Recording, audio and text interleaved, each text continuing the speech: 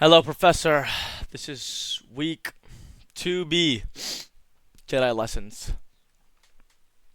I'm going to be starting off with question number 8 of 15. And I'm going to be explaining this one. An Olympic long jumper leaves the ground on an angle of 21.3 degrees and travels through the air for a horizontal distance of 6.25 meters before landing. What is the takeoff speed of the jumper? So, you can just draw this real quickly, first of all. Horizontal, 6.25 meters. This is the range. Really doesn't matter. We're gonna have this parabola. Boom, the angle 21.3 degrees, and we're looking for this initial velocity. Alright, so initial velocity, we don't have it. We have the angle 21.3 degrees, and we have acceleration of this due to gravity, 9.8 meters per second squared. And we're going to be using the projectile range equation because it's landing and launching at the same exact area, same exact side, same exact spot vertically. So this equation is going to be V R equals 2 of 0 sine 2 boom with the acceleration of gravity on the bottom. We're going to want to rewrite this to V0 equals radical RG sine 2 theta, right? And this big R is this right here, the horizontal velocity. That's going to be this R. This R is the gravitational pull, which is the acceleration, and then sine 2 theta. We're looking for the initial velocity. So now we just plug in V0 equals 6.25 times 9.8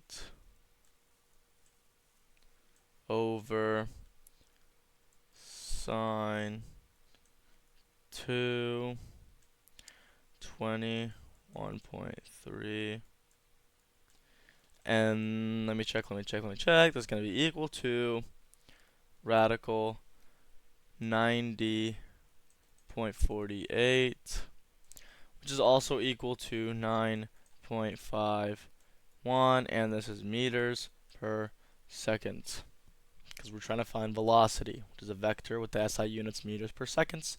That is going to be the initial velocity, 9.51 meters squared. That's right. Okay. Then we're going to go on to question 9 here. I like this question. The drawing shows an airplane moving horizontally with a constant velocity of 115 ms at an altitude of 1050 meters. The direction to the right has been chosen as the plus x direction and the upward is the plus y direction. The plane releases a care package that falls to the ground along a curved trajectory. This situation was analyzed in example 3. Suppose now that this plane is traveling with a horizontal velocity of plus 209 ms, meters per second. If all the other factors remain the same, determine the time required for the package to hit the ground. Well, determine the time. So we're going to be solving for time here. V of x does not change because it's going horizontal. It's going to stay horizontal until it hits something else, until it makes contact with something else. Only thing changing is going to be Vy, and that's going to be due to the gravitational pull. And at this point, it's going to be negative since it's an upward is a plus y direction, so it's going to be negative 9.8 degrees, or negative 9. 9.8 meters per second squared because of that quick little interception there. But the horizontal velocity does not matter because it's not affecting the time. Only when it hits the ground. It's only affecting the vertical. So here we go. What do we have so far? We have y, which is equal to negative 1050 meters, and this is the vertical displacement.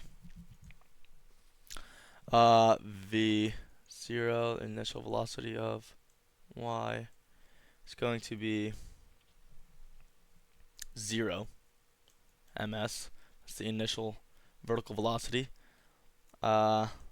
Acceleration here would be negative 9.8, like I said, meters per second squared.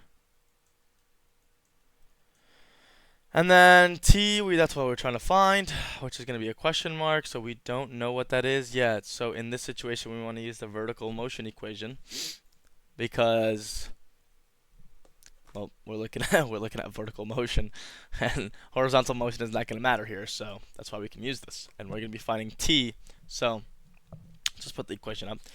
Y equals v initial velocity of y t plus 1/2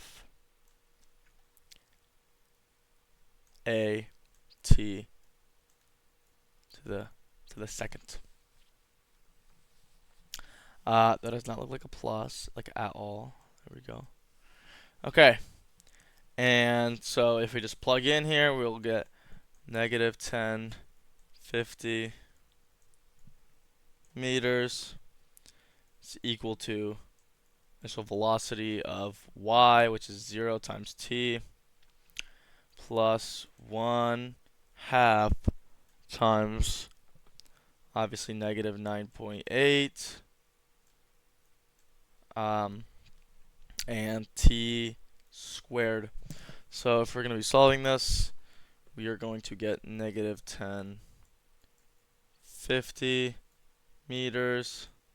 I don't need to keep putting the meters, but it's fine. Negative 4.90 t squared. Didn't want to skip all the way to the end because I like to show myself the steps included. Then what we're going to do is we're going to divide the left side by the right side and leave t2 because that's what we're solving for. So it's going to be t to the second equals negative, well, negative divided by negative is going to be positive, so we don't even need to do that. So it'll be 1050 divided by 4.90, and this would end up equaling 214.29, and so t to the second equals 214.29. Go ahead, take the square root, boom. So t is going to equal 14.64 seconds. 14.64 seconds, rounded down a little bit, but we're fine. And yeah, this one's pretty, I like this one a lot. But that'll be all my questions for this week, and I'll see you on week 3, Professor.